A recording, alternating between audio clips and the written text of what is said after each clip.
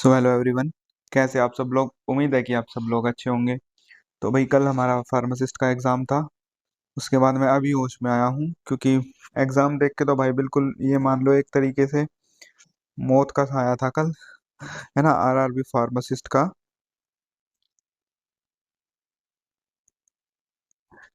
Pharmacist का exam ऐसा था कि भाई मतलब बिल्कुल ही अनएक्सपेक्टेड क्वेश्चन थे। देखो, सच बात तो ये है कि 50 क्वेश्चन बिल्कुल डूएबल थे। 25 क्वेश्चन उसको आते थे बाकी के कि भाई जिसको बहुत अच्छे से पढ़ रखा था, उसने बहुत ज़्यादा बढ़िया अपने नर्सिंग में भी बहुत ज़्यादा बढ़िया और फार्मासिस्ट में भी बढ़िया तैयारी कर रखी थी, और पूरे कॉलेज के ड्यूरेशन में बहुत अच्छे से पढ़ा था और तैयारी भी अच्छी की थी।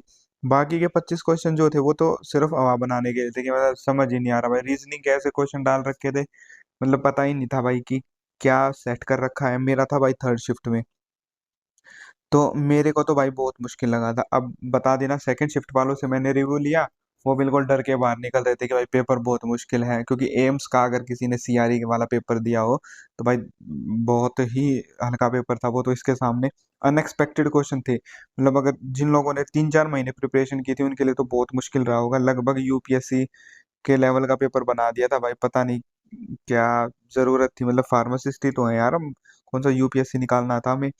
ठीक है। और मेन सब्जेक्ट जैसे कोग्नोसी से, जूरिस से, फार्मा केमिस्ट्री से, इकोलॉजी से, मतलब क्वेश्चन आए ही नहीं। मेन टॉपिक्स जो थे वो थे ही नहीं।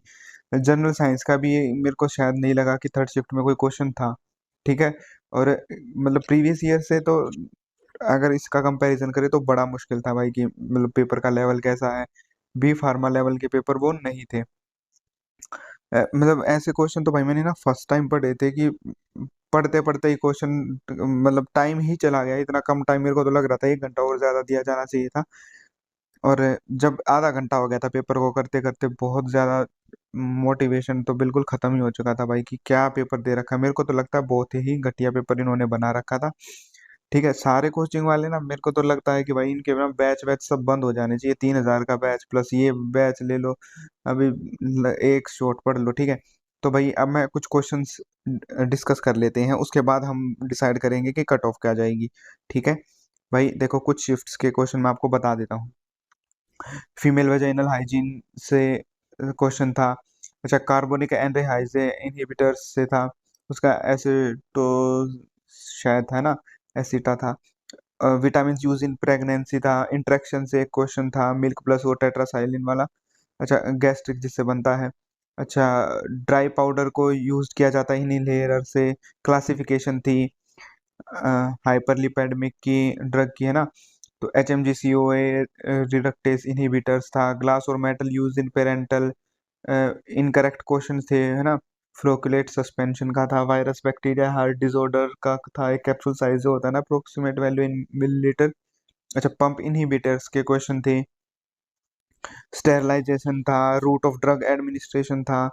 अ, और भाई जो मेरी शिफ्ट में थे वो भी ये थे, मतलब पेरेंटल एंटीकोगुलेंट था। लार्जेस्ट कैप्सूल साइज था। Smallest hard gelatin capsule size.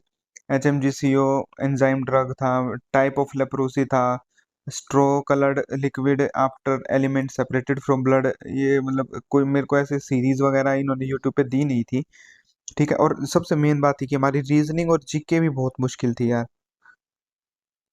Reasoning और जीके भी बहुत ज्यादा मुश्किल थी। ठीक है। तो भाई ये सब तो मेरे को बिल्कुल हवा की तरह निकल गया पूरा पेपर।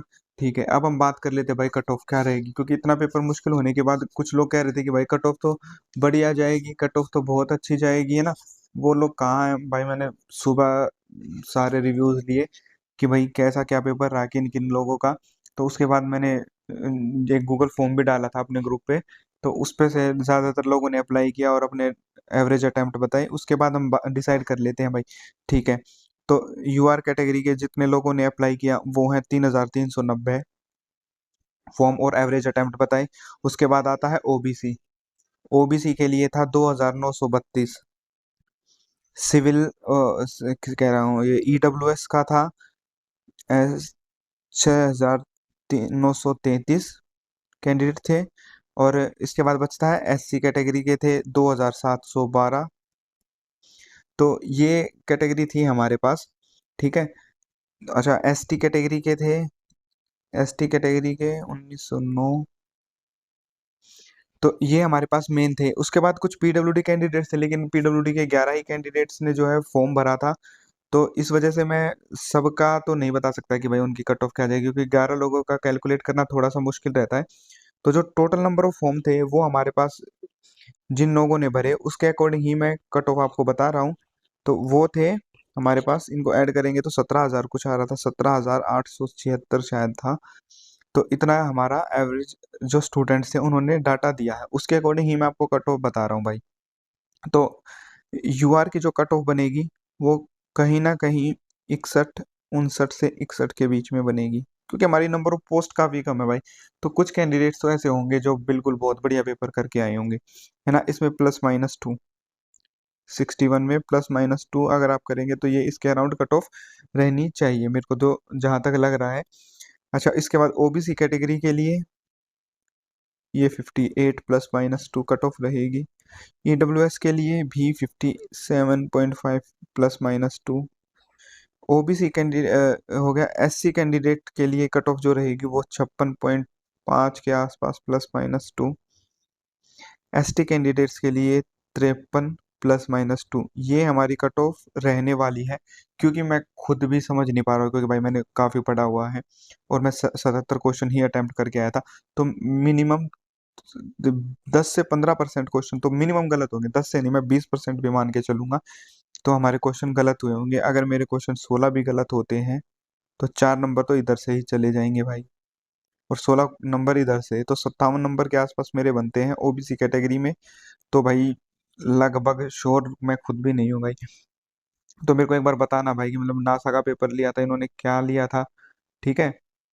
अ, और मेरे को लग ही नहीं रहा कि भाई क्वेश्चन फार्मा से थे। तो जिन जिन लोगों को लगे कि भाई ठीक ठाक कट ऑफ है, तो एक बार कमेंट में बताना यार, क्या मेरे सिर में दर्द हो रहा है या बाकी सबके भी हो रहा है। इतना पढ़ने के बाद इतना लंबा टाइम, 6-7 महीने की तैयारी लगातार कॉन्स्टेंट लाइब्रेरी जा जाके, और फिर भी कट ऑफ क्लियर नहीं हो पा रहा है। तो चलो देखते हैं भाई अब क्या होगा। ऑल द बेस्ट एवरीवन जिन जिनका एग्जाम अच्छा हुआ है। तो अभी दोबारा से तैयारी करते हैं भाई, फिर से कोई एग्जाम आएगा।